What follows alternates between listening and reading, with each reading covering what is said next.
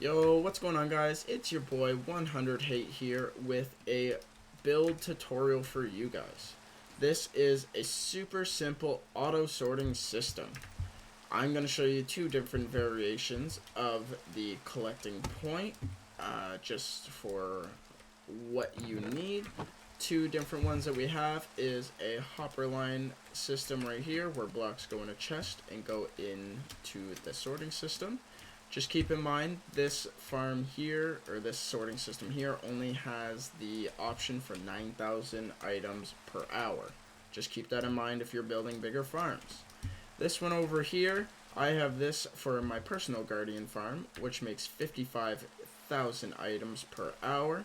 So this is the design that I went with. I will show you guys a little bit of a different thing. I kind of messed this up on this one here. So I will show you the proper way to build it. Don't build that one, please. I beg. So there's two different sets of items that we're going to need.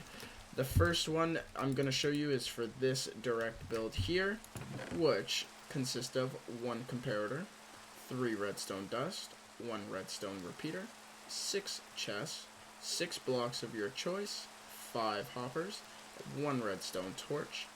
For both of these, you will need 41 blocks of any type of block you're trying to sort out, as well as 4 filter items for the hoppers. If you are building this storage section here with the hoppers, with the piston pushers, then you will also need to get a flint and steel or fire charges, observer, 1 string, 64 netherrack. I'm grabbing 64. I need 2 for the actual build, but I'm also going to be using netherrack as a temporary block. You'll also need 6 redstone dust, 3 slime blocks, 3 sticky pistons, 8 redstone repeaters, 1 single chest, 19 blocks of your choosing, 11 obsidian, and 1 lever. So the first part that we're going to build is going to be this chunk right here, which is the actual storage part in this filter system for this farm, or for the storage. So we will only be building it 2 blocks tall, just to follow suit with that one there. So to start it off, I'm filtering 5 different items, so I want 5 different columns of chests. Just keep in mind when building this, the materials that I just showed you is for 1 column. You will need more columns for redstone and repeaters. All that stuff will have to be multiplied by however many columns you're deciding to make. So once we get the chests down, what we're going to do is add hoppers going into the back of those chests, and you're actually going to want to add temporary blocks above that. For this, I will just use quartz as my temporary block. And you will want to do another line of hoppers going into that temporary block. So as you can see, all the hoppers are facing towards the chest. In behind these 5 hoppers, you will then want to place blocks.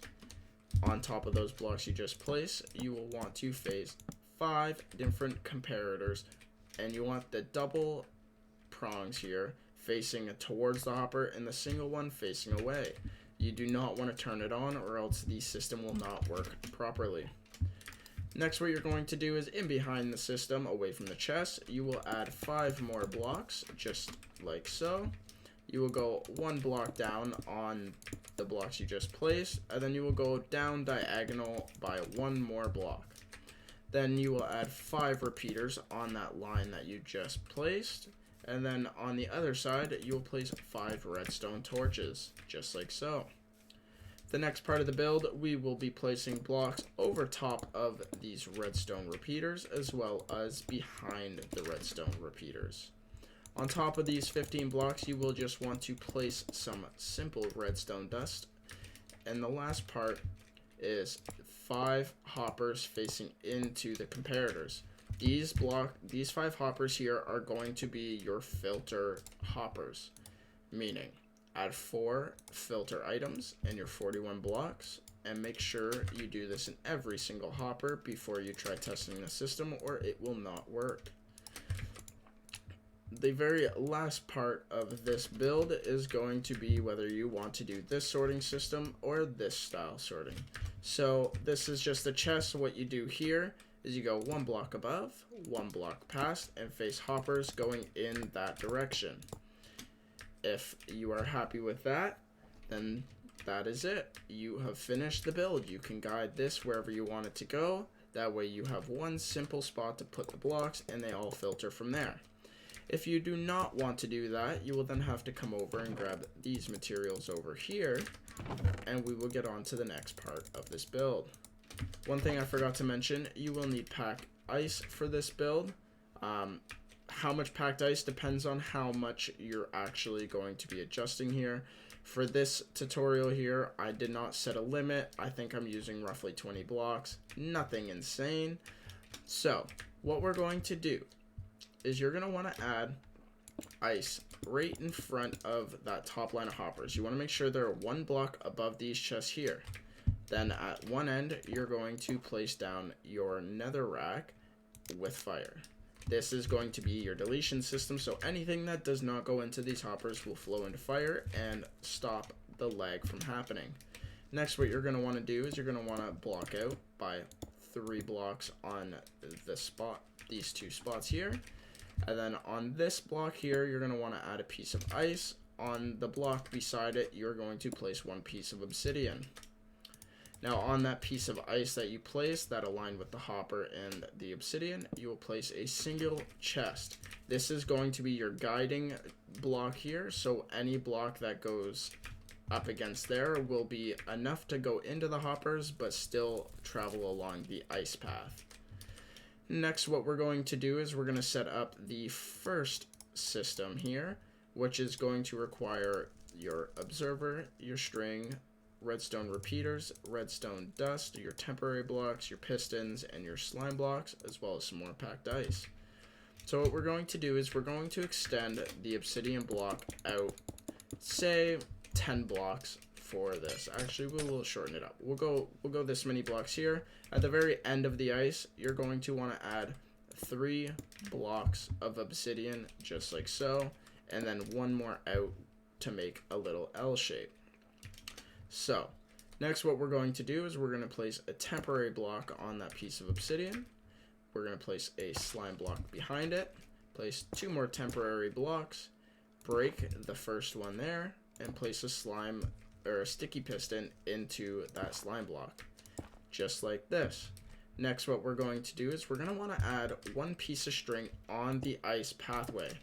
This ice pathway here is going to have the block traveling across it, which is going to change the way the string is filtering, or sorry, not filtering, the way the string shows to the observer, which leads to the next part where you want the observer facing into the string. That way it recognizes when the string changes the formation. Next, what you're going to want to do is you're going to want to add blocks in behind the observer. You're going to want to go 2 blocks out. And then you're going to want to turn towards your piston and place 2 more blocks with 1 block in behind the piston. So the way you do the redstoning for this is you set 2 pieces of redstone dust in behind this observer here. And then you're going to want to do 2 redstone repeaters at max ticks into this block, which will then extend this piston outwards. Then we're going to come over to this side here. This is going to be where we are placing the main chunk of the system to group everything up nicely. So what we're going to do to start this off is we're going to grab our temporary blocks and we're going to place 1 slime block on that piece of obsidian and then place 1 slime block on that one there. Next, what you're going to want to do is you're going to want to extend these out by 2 with temporary blocks, and you're going to want to have the pistons facing inwards towards the obsidian, so holding the slime blocks just like so. Next, you can break these 2 temporary blocks in behind, and then you can work on the obsidian again. What you're going to do is you're going to have 2 obsidian to connect these blocks together, and then you're going to go on the opposite side and place another 2 obsidian. Next, what you can do on the other side is place either 2 or 3 obsidian of your choice. I'm going to do 3 just for the sake of the building tutorial, which is going to look like this. So all the items that fall go right down into this block section here. If you do make a funnel all the way up, you will have to make sure that you have a non-movable block on top of here. If you do not, the system will not work properly, and these pistons will push those blocks back and forth if they are not like obsidian or a chest. So next what we're going to do is we're going to work on the redstone aspect of this build, which we're going to want to add one block here, and you're going to extend it so it's even with this piston here, and have one block right there and one block facing into the piston. Next, what you're going to want to do is you're actually going to want to destroy this one block right here and add one piece of quartz underneath of it, just so when you have the signal, everything can flow smoothly. Next, what you're going to do is you're going to extend this back by 2 blocks here, have one block into the back of this piston here, and then you're going to place one block below it. So the way the redstoning works goes like so. You're going to come over to this piston that I'm standing on right here, and you're going to do one redstone dust, one redstone repeater at max ticks, one redstone dust, and then you're going to take a right turn, do one repeater at max ticks. Then you're going to come in behind this piston on the lower block, and you're going to do one piece of redstone dust, 2 repeaters at full ticks, 1 redstone dust, take a left turn, do 2 more repeaters at full ticks. So this is your redstone signal right here. The last thing to do is set up a spot to give it a quick pump of signal, just so it goes around in circles, and now these will start to push out appropriately. The last thing that you're going to want to do is test this system. So what we're going to do is we're going to grab grass, podzol, and mycelium. So we're only going to grab 16 of each just because of the way the system is set up currently. If you have multiple of each item, sometimes it will not flow very nicely just because of how many blocks you have in. But what we're going to show you here is I'm going to throw these 16 of each of these blocks on, as well as the netherrack, and then we will see where all of these blocks end up following this system. So I'm just going to go like this. Oh, missed this. They shoot across. The netherrack just burnt, as you guys seen. If we go into the chest, you can see the items are starting to flow into here, which means this is successful. If you guys want to see one of my farms using this system, which is my guardian farm, I do have a sorting system there. I am talking a little bit in there.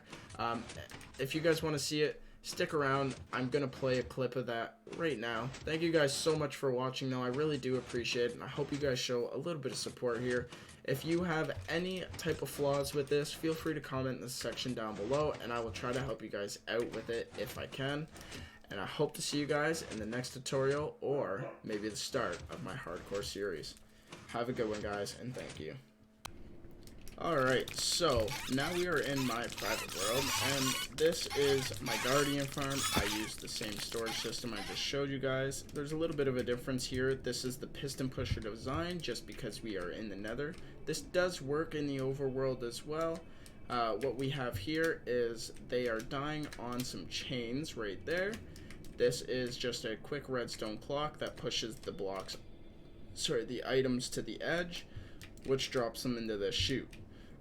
This here is a little redstone clock. I will hover over it so you guys can kind of see how it's designed. You want to make sure you use obsidian just so the piston, when the pistons shoot out with the slime block, it doesn't grab any of the blocks. Basically what happens is this piston pushes the items over to there. That one shoots them out to this way, which aligns them up on this chest, which then sends them along the hopper line. For this instance, I have just finished AFKing this for hours, so these prismarine shards are full, as well as the fish. So I'm just collecting ink sacs as well as crystals. So as we can see here, it goes along the line. Whatever doesn't get collected ends up in fire, so it reduces all your lag, but you still get all the items that you want. This does work for all sorts of farms. If you have an automatic wither farm or even a pigman farm, This will also work. You can burn all the swords just at the end, but you can filter all the gold as well as gold ingots and the rotten flesh.